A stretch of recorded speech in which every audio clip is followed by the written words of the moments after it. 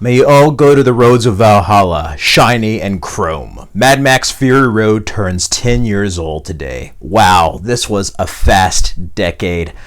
Mad Max, for people who are new to the channel, Mad Max, the original trilogy, the 3 original films, inspired me to become a filmmaker. I loved watching them. I watched them at a young age. I first saw Thunderdome on USA, and Mad Max 1 was there edited.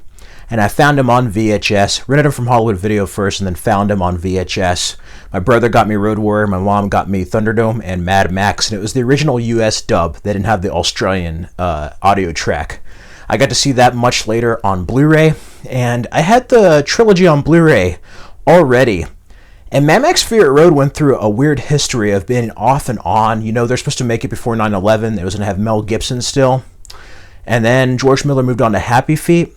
And then they were going to film it, and wherever they were filming it at, there was water, rain, so it wasn't dry anymore, it wasn't desert-like. So fast forward, and we're in 2015, and I have to respect Mel Gibson for admitting that he was a little bit too old for the part, even though I would have loved to see an old man Mad Max. He's like, let somebody else take the reins. And you know what this has that a lot of remakes and other movies don't have? The same director at the helm. And because of that, even though it's a different Max, Tom Hardy does a great job for what he's given. And he has more dialogue than Mel Gibson in Road Warrior. But who really shines in this is Charlize Theron as Furiosa. It was nice seeing Hugh Keys Burns back. You know, he played the toe cutter in the original Mad Max. He's back as a Morton Joe. This to Thunderdome is what Road Warrior was to Mad Max. It was pure action. It reinvented action. It was practical, it was old school, but then modernized for the current age. And this was an experience. I was so excited seeing the news that there was going to finally be a new Mad Max film. I just graduated college, and this was highly anticipated. My mother and I went to go see it at Galaxy Theaters when it was Starplex. It was quite something seeing this on the big screen, my first Mad Max on the big screen. You hear all the audio, and it's just like Road Warrior at the beginning, and it's just like, my world is fire and blood. You just see Max stomp on that 2-headed gecko and then eat it. Them intercepting the V8 interceptor again. But you get to see Max captured and then meet up with Furiosa, who just kidnapped Morton Joe's wives.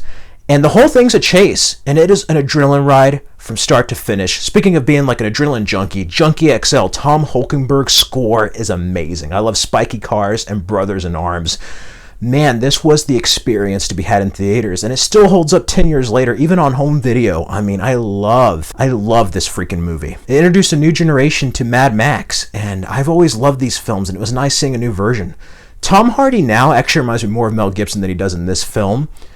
And some people have a theory that, is it the feral kid? I mean, that could work, but he did have the flashback to the toe cutter's death when he's like waking up from the nightmare. There's a whole Hope and Glory backstory. I would recommend seeing the fan film. That's an awesome fan film. Man, this inspired a video game, which was an awesome video game. And you also have the prequel, which came too late in my opinion, but it was still an excellent film. Furiosa, Anya Taylor-Joy was just amazing. Mad Max Fury Road is pure cinema, and it was crazy when we first saw it. And you got to see the chase, and then Max is like, we're going to go back the way we came. And it was like, are you shitting me? They're going to go all the way back? That's just crazy. It's a simple plot, but the way this is presented with the images is what motion pictures do best. You could watch this without the sound and still know the story. And it's just an adrenaline shot from start to finish, all the way to that ending, to when they overthrow and Morton Joe. Furiosa's there injured, looking at Max and him just drifting off to another area like he always does.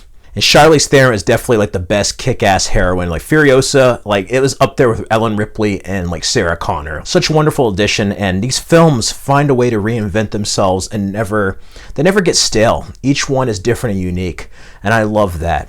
And it was nice to see George Miller revisit this world, you know, after losing Byron Kennedy in between Road Warrior and Thunderdome, and then another director taking over. It didn't feel completely like his film, you know? So it was nice to see him just come back with a vengeance on both Fury Road and Furiosa, and have something feel like the Road Warrior and Mad Max turned up to 11, you know? And who could forget the flaming guitar guy? Oh my gosh, Nicholas Hoult in this. So many actors are in this film, and some part of it kind of gave me a little bit of a David Lynch Dune vibe too, but this is just an incredible movie, and as a Mad Max fan, I'm so grateful for his existence. It showed me what is possible. Like when I was a kid watching the original films, it inspired me and be like, wow, I can't believe they did that. How did they do that? George Miller reinvented the wheel again and just like push the envelope further. Just pure filmmaking at its finest. And yeah, I can't believe it's 10 years, but it holds up still well after a decade, and I think it's going to hold up considerably well. For future decades, it will be shiny and chrome to the roads of Valhalla. Let me know your memories of Mad Max and when you first saw Mad Max Fury Road down in the comments below. In the meantime, you can check out these other videos for more content. Stay safe and healthy, everyone. Till next time.